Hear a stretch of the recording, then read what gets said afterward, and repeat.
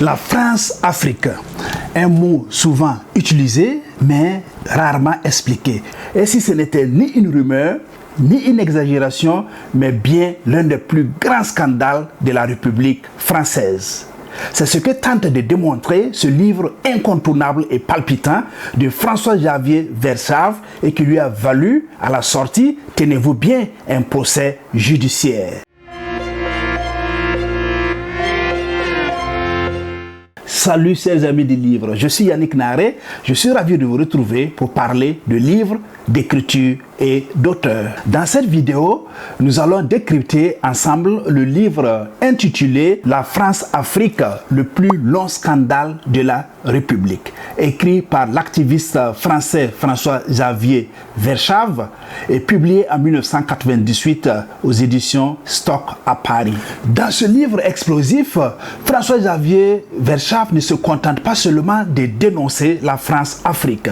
Il démontre avec des preuves documentaires à l'appui comment la France a pu prendre appui sur la France-Afrique pour maintenir son influence dans ses anciennes colonies africaines, même après les indépendances formelles. La France-Afrique est-elle vraiment le plus long scandale de la République française? Comment fonctionne le système de la France-Afrique? Restez jusqu'à la fin de cette vidéo pour que je vous explique tout. Je dis bien tout.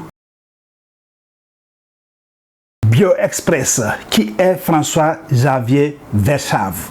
François-Xavier Verschave est un économiste français qui est devenu l'une des voix les plus critiques du système de la France-Afrique. C'est d'ailleurs lui qui a contribué à populariser le concept France-Afrique. De 1995 à 2005, soit 10 ans, François-Xavier Verschave a été le président de l'association Survie, une association qui est très bien connue et dont le slogan est clair et assumé. Ensemble contre la France-Afrique. François-Xavier Verschave est malheureusement décédé en 2005 à l'âge de 59 ans des suites d'un cancer. Mais son travail continue d'alimenter les débats sur la France-Afrique et d'orienter et de façonner d'une certaine manière les relations et le futur entre la France et ses anciennes colonies d'Afrique. Depuis plus de 40 ans, selon l'auteur François-Xavier Verschave, la politique française en Afrique aurait poursuivi un but central, c'est-à-dire défendre les intérêts stratégiques et économiques de la France, notamment l'accès aux ressources naturelles des pays francophones d'Afrique. Pour lui, ce système de la France-Afrique ne dépend pas d'un homme. La preuve en est qu'il a survécu à différentes époques et a survécu aussi à différentes alternances politiques en France. Il a perduré depuis la Ve République sous Charles de Gaulle et jusqu'à ses différents successeurs. Selon François-Xavier Verschave, la France-Afrique ne se limite pas seulement au réseau économique et diplomatique. Elle va bien au-delà pour impliquer la France directement ou indirectement dans plusieurs conflits en Afrique et aussi dans des coups d'État. Nous allons évoquer dans cette vidéo quelques conflits sensibles qui ont eu à impliquer la France, notamment au Rwanda, au Cameroun, au Libéria, au Nigeria et aussi, bien sûr, au Burkina Faso. Commençons tout d'abord par le Rwanda. Remontons le temps pour nous retrouver en 1994.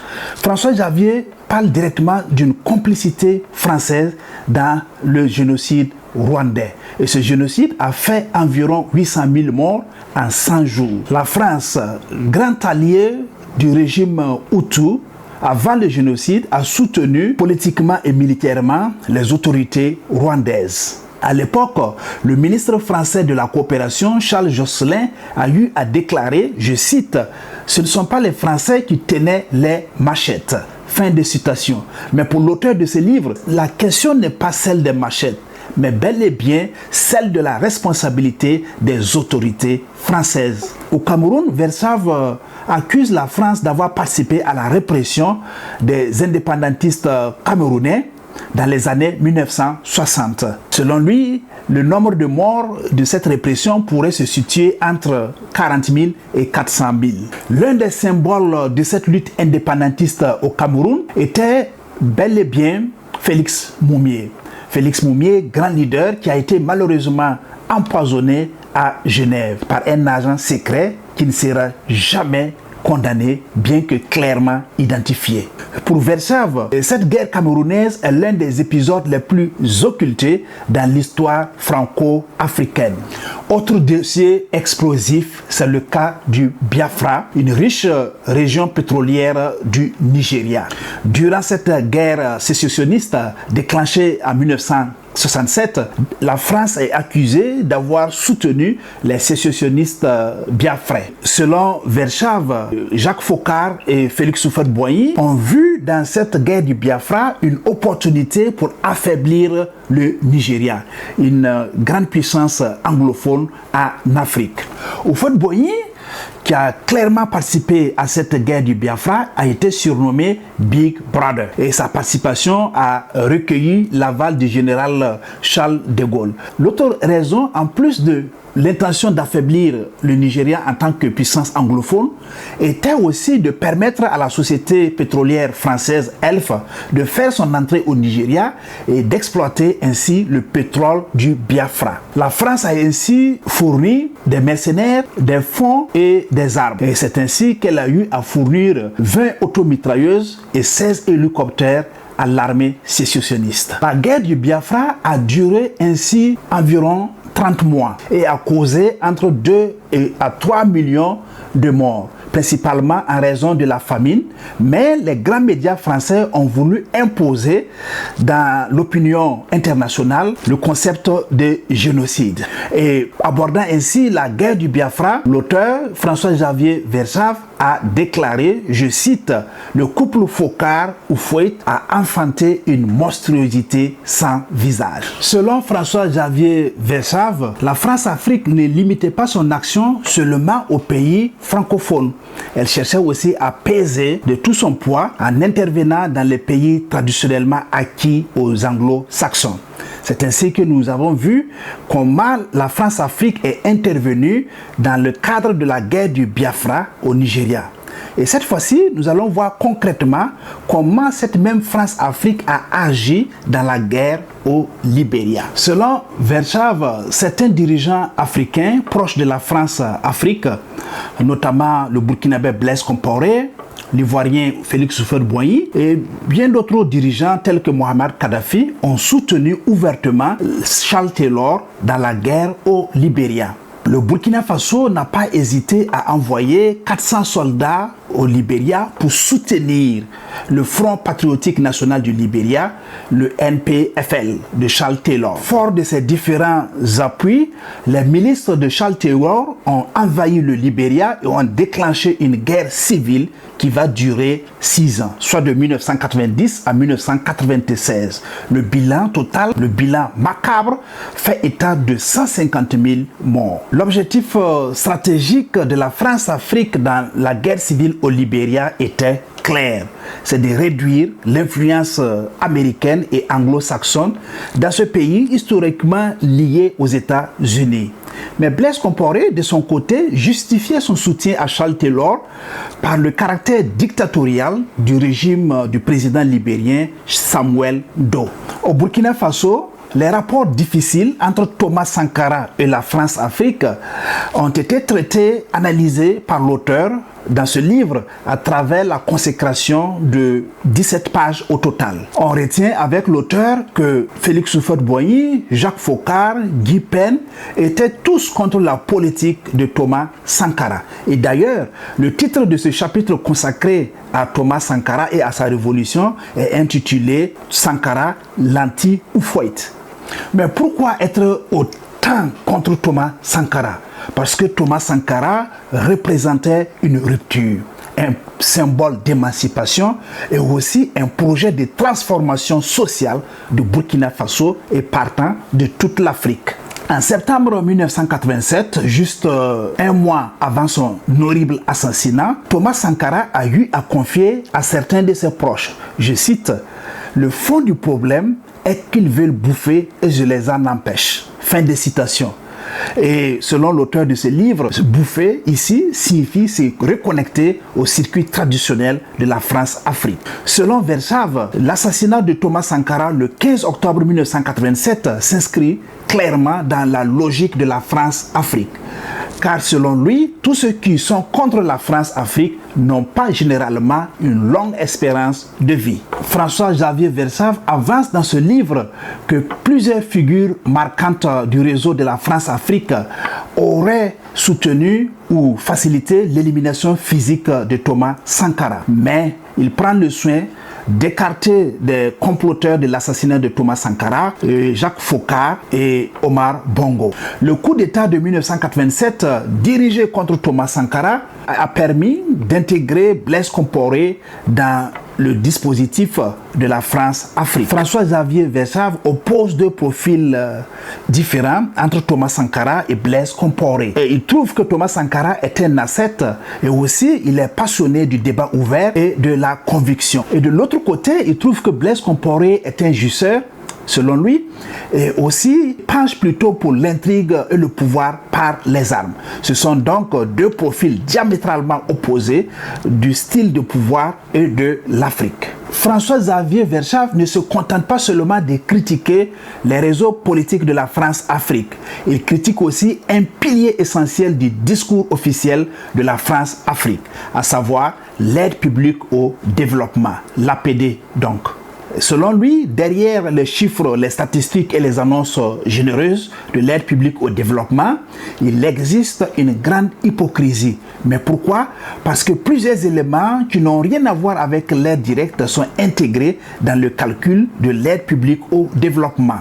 Par exemple, les opérations de traitement de dettes sont de l'argent qui ne quitte même pas Paris, mais pourtant sont comptabilisées dans le montant de l'aide publique au développement, contribuant ainsi à gonfler artificiellement le montant de l'aide au développement. Au-delà de ces chiffres de calcul sur l'aide publique au développement, l'auteur trouve qu'il y a un effet pervers derrière l'APD. Il parle même de contre-développement. L'auteur fait le constat que la plupart des pays africains bénéficiaires de l'aide publique française restent les plus pauvres de la planète. Mais pourquoi? Parce que selon lui, l'aide publique au développement déresponsabilise certaines autorités locales, favorise la corruption et aussi camoufle en quelque sorte le bradage des ressources naturelles des pays africains. Et Verschave va même plus loin avec une formule provocatrice que je cite. Ce qu'on appelle l'aide publique au développement est une fiction établie après coup par nos comptables publics. Fin de citation.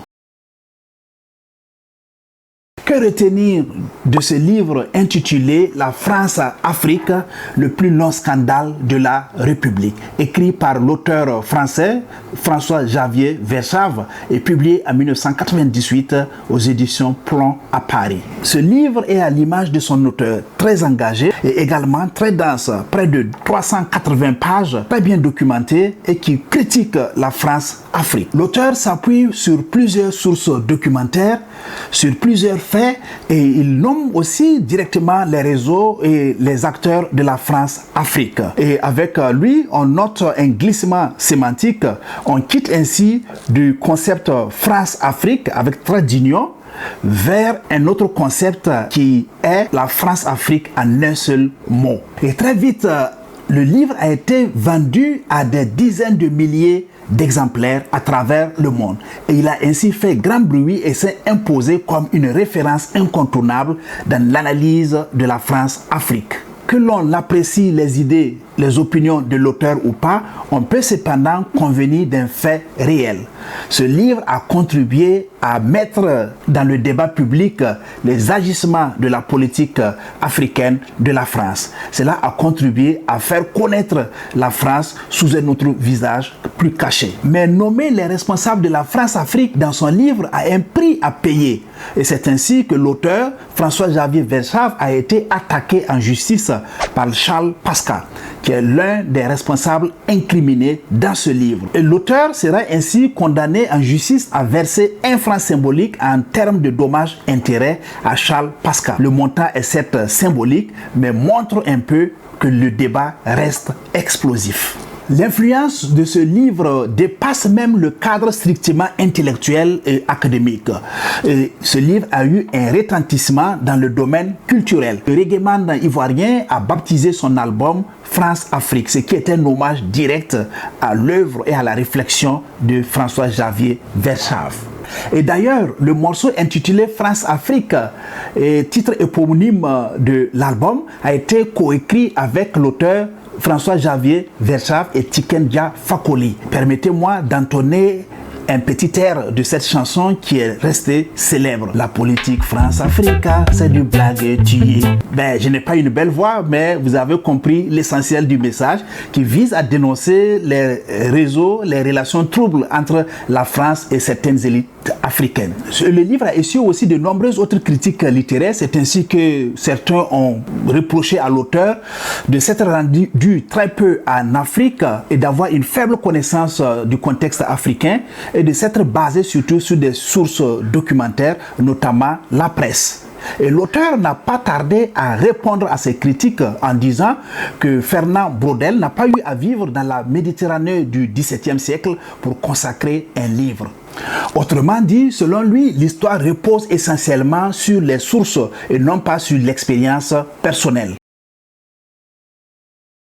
François-Xavier Verschaff a écrit au total une vingtaine de livres dont je vais vous recommander 3 sur le sujet de la France-Afrique. Le premier livre s'intitule « De la France-Afrique à la mafia Afrique ». Le deuxième livre, France-Afrique, le crime continue. Et le troisième que je vous recommande est intitulé Noir silence qui arrêtera la France-Afrique. Si ce décryptage de livre de François-Xavier Verschaff vous a permis de comprendre davantage la France-Afrique, je vous demande de liker la vidéo, de vous abonner et aussi activer la cloche de notification. Dites-moi en commentaire quel autre méfait la France-Afrique a-t-elle fait subir à l'Afrique. Merci d'avoir suivi cette vidéo. Je vous dis à très bientôt pour un nouveau décryptage. Ciao!